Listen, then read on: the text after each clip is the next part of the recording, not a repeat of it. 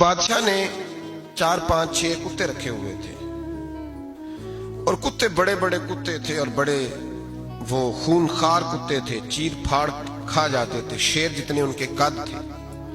बादशाह थोड़ा सा किसी आदमी से नाराज होता ना तो एक बहुत बड़े पिंजरे के अंदर एक बहुत बड़ा सुलाखों का घर उसने बनाया हुआ था, उसमें कुत्ते होते थे और कुत्ते को जब बांध के रखा जाता है तो ज्यादा जहरीला हो जाता है, वो ज्यादा उसके अंदर करवाहट आती है, ज्यादा काटता है। उसने कैद किए हुए थे, कुत्ते तो बड़े जहरीले थे।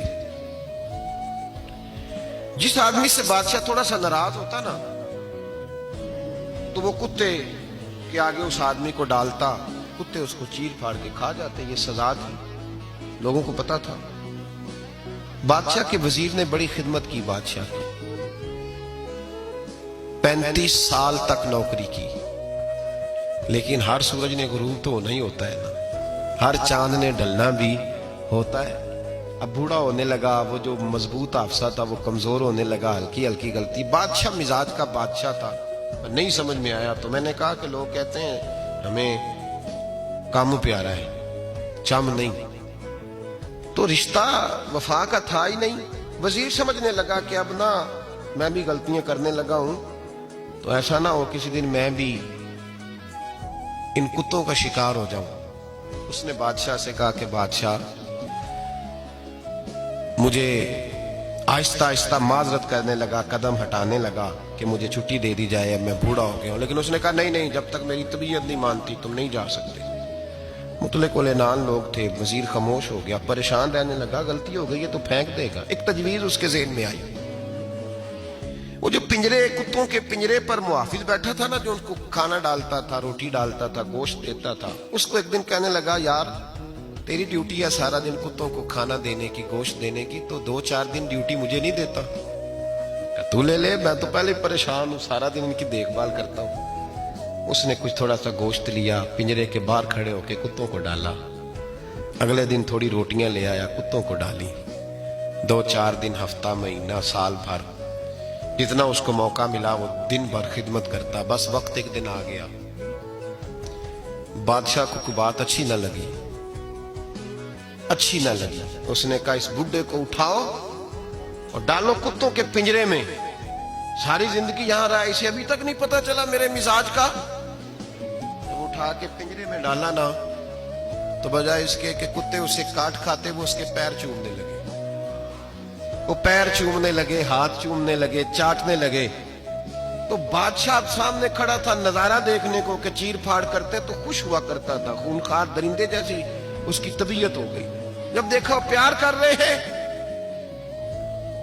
तो बादशाह वजीर से कहने लगा ये क्या है? तो वजीर रो पड़ा, कहने लगा तू सियासतदान था तो मैं भी सियासतदान था, सारी जिंदगी सियासत की, लेकिन दुनियादारों के साथ रहा तो अंजाम ये हुआ कि मुझे इस पिंजरे में डाल दिया गया।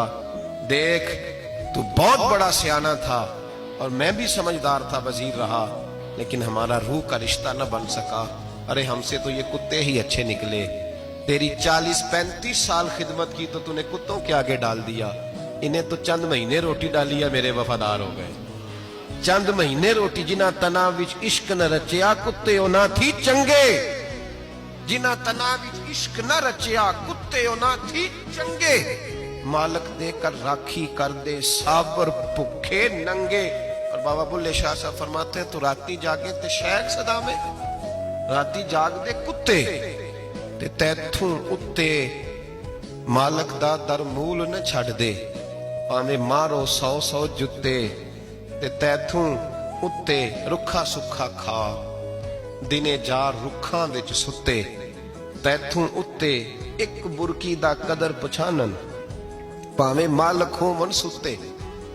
एक बुरकी दा ऊपर खड़े होके काम नहीं कराना पड़ता कि मैं खड़ा रहूंगा तो काम सही होगा, जाऊंगा तो ना। एक बुरकी दा कदर पछानन, भावें मालक होवन सुत्ते। फिर अपने आप को मुखातब किया, कहने लगे उठ बुल्लिया चल यार मना ले, नहीं ते बाजी ले गए नहीं कुत्ते। उठ बुल्लिया चल यार मना ले, नहीं ते बाजी ले गए नहीं, जल्दी कर उठ जा, ये तो आगे गुजर गए तुझसे। तो भाई यार रिश्ता वफा का हो तो कायम रहता है और बेवफाई का हो तो टूट जाता है। मदीने के महबूब سید عالم صلی اللہ علیہ وسلم نے مکہ فتح کیا، شور ہو گیا، اذا جاء نصر اللہ والفتح، فتح ہو گئی، انا فتحنا لک فتحا مبینا کے جلوے نظر آنے لگے۔ آج عرب کا نقشہ بدل گیا، حالات تبدیل ہو گئے، دنیا بدل گئی۔ محبوب پاک سید عالم صلی اللہ علیہ وسلم اس شان سے مکے میں داخل ہوئے کہ ہر کونے سے نبی پاک کے نام کے نعرے بلند ہونے لگے۔ ابھی 10 سال پہلے نبی پاک روتے ہوئے مکے سے نکلے تھے، 10 سال قبل روتے ہوئے گئے تھے، اور 2 غلام حضور کے ساتھ تھے۔ آج اسی مکے میں حضور آئے ہیں تو لگتا ہے پہاڑ اور پتھر بھی میرے رسول کے نعرے لگا رہے ہیں۔ تو ایک عروج ہو گیا، حالات ایک نیا رخ اختیار کر گئے، اور مکہ مکرمہ کے اندر اللہ تبارک اب تو احاطہ بڑا ہو گیا ہے، مطاف بہت بڑا ہو گیا ہے، حرم شریف کی مسجد کو وسعت دے دی گئی ہے، لاکھوں لوگ آ سکتے ہیں۔ اس وقت جب 10,000 لوگ آئے نا تو سیرت نگار کہتے ہیں یوں لگا جیسے درختوں پہ بھی لوگ چڑھے ہوئے، پہاڑوں پہ بھی لوگ، اتنا مجمع تھا، کہاں 2-3 لوگ اور کہاں ہزاروں کا اجتماع۔ میرے نبی پاک صلی اللہ علیہ وسلم نے طواف کیا اونٹنی پہ بیٹھ کے کعبے کا، پھر میرے محبوب تشریف لائے اور حضور نے خانہ کعبہ کا دروازہ کھولا، پھر میرے نبی پاک نے بت توڑے، پھر میرے محبوب نے خانہ کعبہ کے دروازے میں کھڑے ہو کے خطبہ ارشاد فرمایا، پھر میرے رسول پاک صلی اللہ علیہ وسلم کے جلوے زمانے نے دیکھے۔ ان سارے حالات میں دنیا نے ایک وفا کا عجیب منظر دیکھا کہ اس موسم بہار میں نہ تو آواز حضرت ابو بکر کے نام کی بلند ہوئی، نہ عمر فاروق اور نہ مولا علی کے نام کی بلند ہوئی، اس مجمع عام میں محبوب پاک کی آواز گونجی تو رب کریم کے حبیب نے فرمایا این بلال، میرا بلال کہاں ہے، میرا بلال کہاں ہے، اس کو بلاؤ نا، کدھر ہے بلال؟ عجیب رنگ وفا دیکھا نا لوگوں نے، یہ وفا، فرمایا بلال کدھر ہے؟ حضرت بلال ہاتھ باندھے سب سے پیچھے، وہ شہرت سے بچنے والا پیچھے پیچھے رہتا ہے، جی چاہتا ہے ساری غزلیں اس ظالم کے نام کروں۔ پیچھے تھے حضرت بلال رضی اللہ تعالیٰ عنہ، دوڑے حضور میں حاضر ہوں، فرمایا ادھر آ یار، کعبے کی چھت پہ تو چڑھ ذرا، آذان تو سنا۔ ایک صحابی حضور کے کان میں بولے، اور یہ بھی حکمت الہی تھی کہ وہ بولے، حضرت بلال کی شان ظاہر ہونی تھی، کان میں کہا یا رسول اللہ کافر پہلے ہی مر گئے، پہلے ہی کوئی حال نہیں ان کا، آج تو بالکل ہی ختم ہو گئے حضور، آج آپ کا سکہ چل گیا ہے، بلال کے بڑے دشمن ہیں، بلال کو رہنے دیں، کوئی اور نہ آج اذان دے دے۔ کان میں بات کہی تھی، چاہیے تھا جواب بھی کان میں آتا، اور معصوم آمنہ فخر آدم و بنی آدم وفا کا خطبہ پڑھنے لگے، وفا کا خطبہ شروع ہوا۔ میرے حبیب علیہ السلام نے فرمایا، کان میں بات کی تھی حضور کان میں جواب دیتے، لیکن حضور نے فرمایا چپ کر یار، تو نے عجیب بات چھیڑ دی ہے، جب مکے میں پتھر کھانے ہوں تو بلال، اور جب بدر میں تلواریں چمکے تو بلال، احد میں پتھر برسے تو بلال، اور گلے میں کس کے رسی باندھ کے سے مکے کی گلیوں میں گھسیٹا جائے تو بلال محمد محمد کہے، اور آج اللہ عزتیں دے تو کسی اور کو چڑھاؤں، فرمایا چپ کر کے سارے نیچے کھڑے رہو۔ آج کعبے کی چھت پہ بلال کھڑا ہوگا تو میں دنیا کو بتاؤں گا وفا کس چیز کا نام ہوا کرتا، بلال ہی چڑھے گا کعبے کی چھت پہ۔ کس نے ذروں کو اٹھایا اور صحرا کر دیا، یہ کس نے قطروں کو ملایا اور دریا کر دیا، اور کس کی حکمت نے یتیموں کو کیا در یتیم اور غلاموں کو دنیا بھر کا مولا کر دیا۔ بھائی یاد رکھو، رشتہ جو وفا کا ہوتا ہے نا، اس کا بڑا رنگ ہوتا ہے، اس کا بڑا انداز ہوتا ہے، اس کے بڑے طریقے ہوتے ہیں۔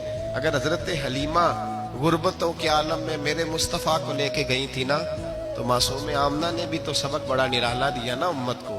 حضرت حلیمہ جب لے کے گئی تھی تو تب تو 3 لوگ تھے نا، کوئی دیکھنے والا نہیں تھا، 3-4 لوگوں میں لے کے گئی تھی۔ حلیمہ کہتی ہے جب میں نے رنگ دیکھا تو میں نے نرالا دیکھا ہے، مسجد بھری ہوئی تھی غلاموں سے، اور کریم رسول منبر پہ بیٹھے تھے، سادی سی بی بی جس کے لیے کبھی کوئی اٹھ کے کھڑا نہیں ہوا تھا، کوئی بھی، لباس بھی پرانا اور میلا تھا، کہتی ہیں جب میں نے مسجد میں قدم رکھا تو وہ والے نعرے لگے جو فرشتوں نے بھی دروازے کھول کھول کے دیکھے کہ کسی کے نعرے لگ رہے ہیں۔